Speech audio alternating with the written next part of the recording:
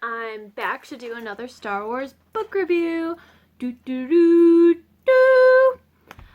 So today I'm covering the first installation of the Callista Trilogy, which is called Children of the Jedi. But before we get into it, I would like to say that these videos are for super fans who have already read the books and know what this is all about, and people who care about Star Wars but will never take the time to read all the books, as there are many. So let's get into it. Before we get started, I would like to introduce my little friend. A good friend gave me this. I don't have very many vintage figures, but so he's very special to me. I have a very soft spot for Jawas, hence my name. So anyway, Children of the Jedi by Barbara Hambly. What to say about this book? What to say? Well, we'll just start with the characters. So of course we have our heroes, Han, Luke, and Leia. And Jason and Jaina and Anakin make an appearance briefly in the beginning, but nowhere else really. We have Cray Mingla, who is a genius mechanic and engineer.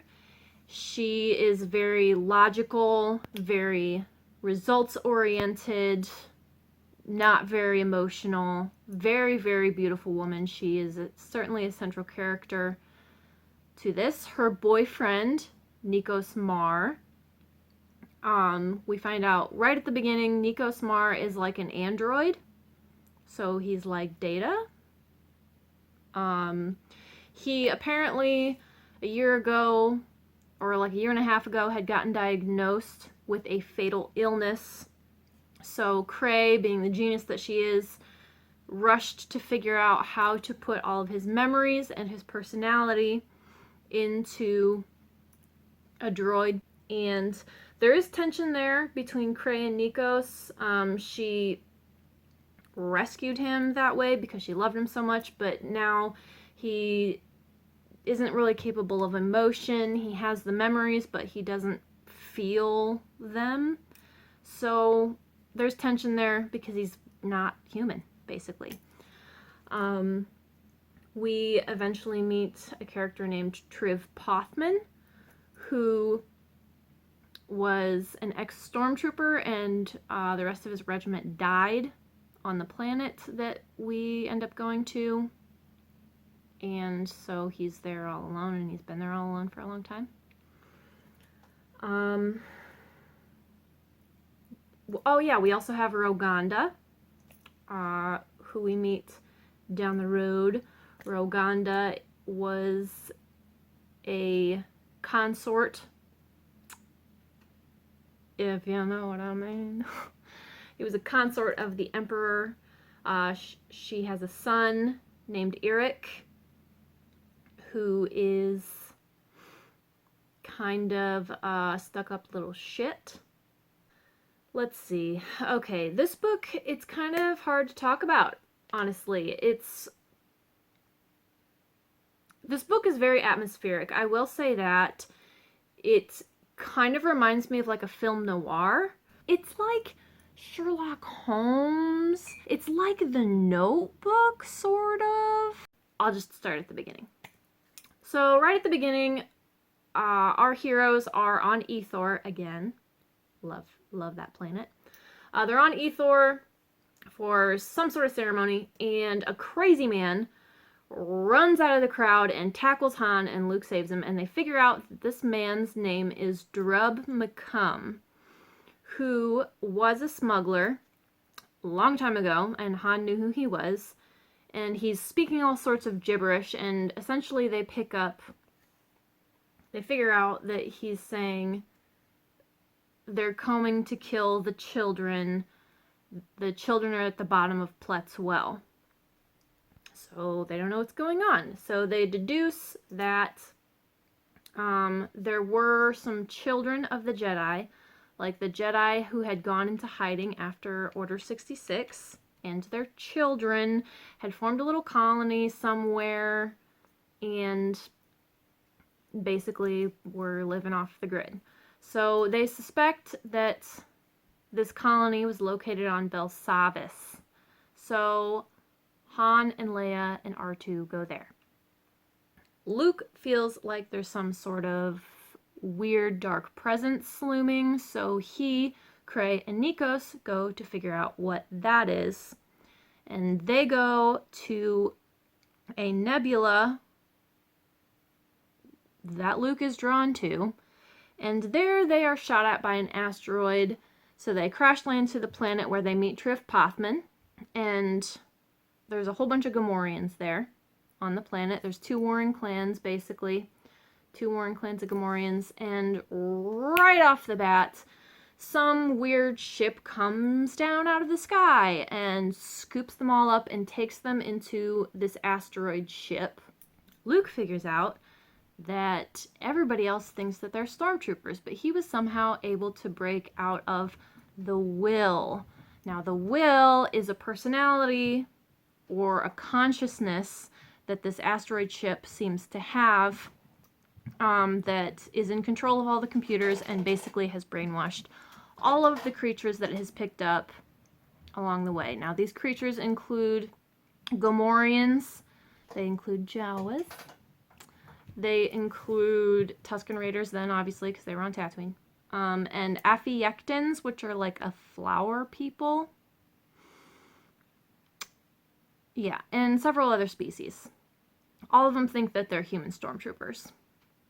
However, the Gamorreans retain the thing where they are at war with the other clans. So each clan thinks that the other clan are rebels. So right away, Cray and Nikos are captured.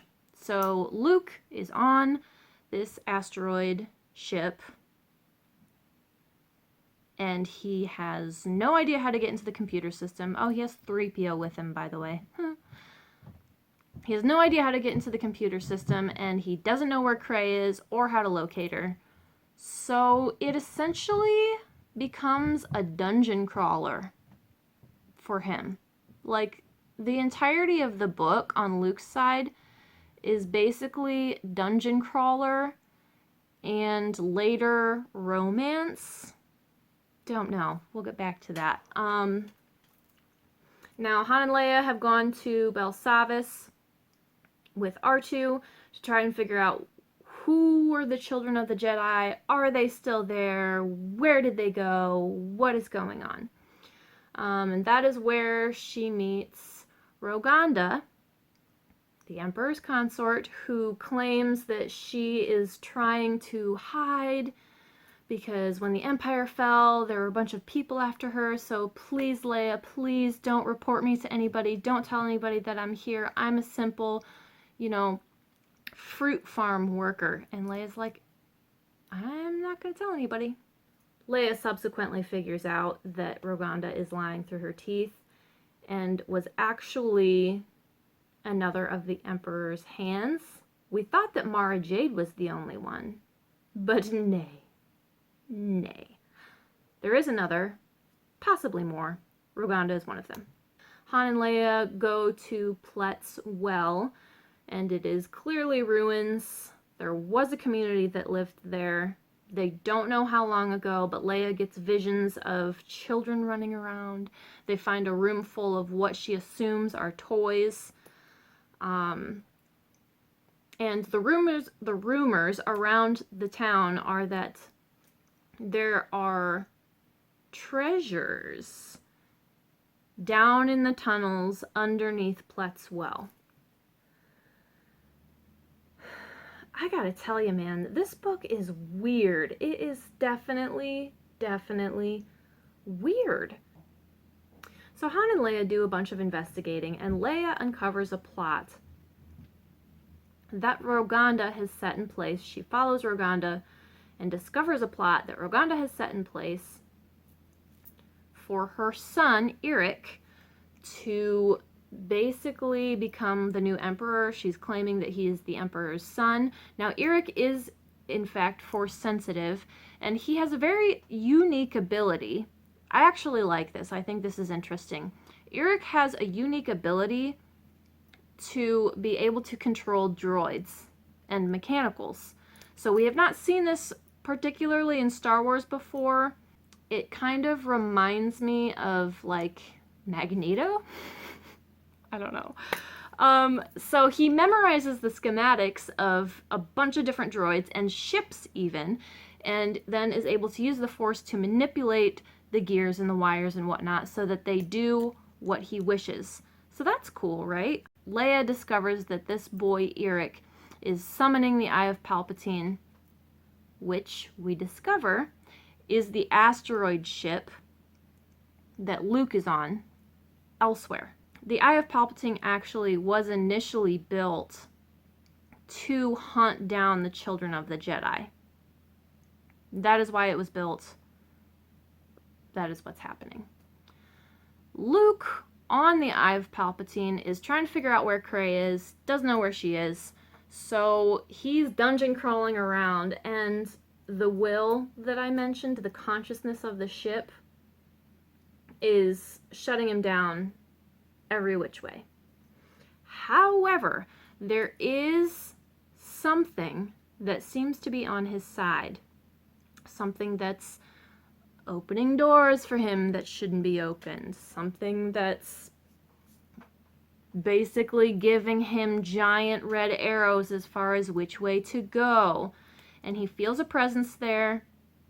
Eventually this presence makes itself known by typing onto a computer screen. This person was Callista. So Callista was a Jedi who many years before, shortly after Order 66 was executed and the Eye of Palpatine was constructed, Callista arrived on the Eye of Palpatine to destroy it because she was one of the children of the Jedi. She failed, however, and died in the process, but when she died, her Force ghost spirit was conjoined with the will. She's haunting the Eye of Palpatine, basically. I told you it was weird. Luke and Callista, he like starts to see her. He starts to see visions of her places. You know, they talk about their childhoods and they exchange anecdotes and they fall in love. Luke has dreams that they're holding each other. Luke's dungeon crawling around an asteroid full of Gamorreans having wet dreams about a ghost. I mean, props to the author, man. I mean, this is some creative stuff. Trying to get Rey. They eventually find Rey, and she's all pissed because Nikos had a restraining bolt put on him so he couldn't save her, so he basically just watched as she was tortured. Which, you know, I mean, he's a droid, he's an android, like, what's he supposed to do? But she's pissed because it's basically just reinforcing to her that her love, Nikos, is gone. Shortly after, Rey and Nikos and Luke and 3PO are reunited with the help of Callista. The Eye of Palpatine goes into hyperspace, and they're all aware that it's going to Belsavas because Callista informs them that she can, like, read the will. Callista informs them that it's going to destroy Pletzwell on Belsavas. That's what it was programmed to do. It's being summoned there by somebody. So back on Belsavas, Leia has been captured by Roganda and thrown in a prison cell, but Leia forces her spirit out of her body, and Leia is just walking around out of her body, and she goes out to where Roganda and Eric are, and she sees all of these ministers and heads of great houses that she recognizes from when she was a girl, and they're all formulating a plan to bring the Empire back to its former glory, with Eric at the head. Although some of the heads of the houses are not really having it because they still think Roganda was a consort and not a hand of the Emperor.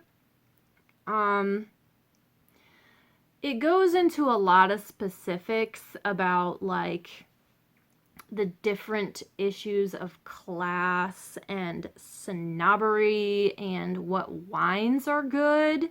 It was like Bridgerton or something. So, anyways, Leia sees that Eric and Roganda are coming back to take her out of her cell, so she brings her Force Ghost back into her body, and she comes back into her body, and they are taking her elsewhere because Eric has summoned the Eye of Palpatine, and the Eye of Palpatine is coming to destroy parts of Belsavis. So obviously Han has realized a long time ago that she's missing, so he swoops in and rescues Leia, and right as he rescues Leia, there's an explosion in the sky. So you can guess what the explosion is. Ah, yes, it's the Eye of Palpatine. So back on the ship, Luke had come up with a plan to put all of the creatures that have been captured onto the 2 shuttles that are on the ship and have someone pilot one and someone else pilot the other one, and he would go up into the core and destroy the Eye of Palpatine so that everybody else could escape. But part of that plan is he wants Cray to figure out a way to put Callista, because he's in love with her, he wants Cray to figure out a way to put Callista into like a canister or figure out a way to put her in some sort of form to get her off the ship so she can be saved. And Callista is like, no, I can't be saved. You have to let it go. And Cray's like, no, man, look at Nikos. It doesn't work. It can't work. You have to let it go. Just stop it. And Luke's like, fine.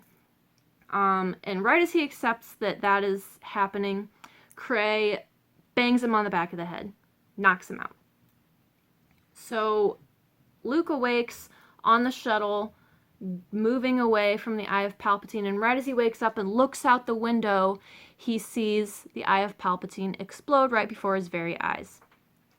And he is mortified because he realizes that Cray and Nikos had decided to save him and sacrifice themselves to destroy the Eye of Palpatine. Okay, so back on the planet, Leia, Han, Luke, R2, and 3PO all have a big reunion, and they all swap stories and figure out what's going on. And an escape pod enters the atmosphere shortly thereafter, so they retrieve the escape pod and discover Cray inside. Only it's not Cray.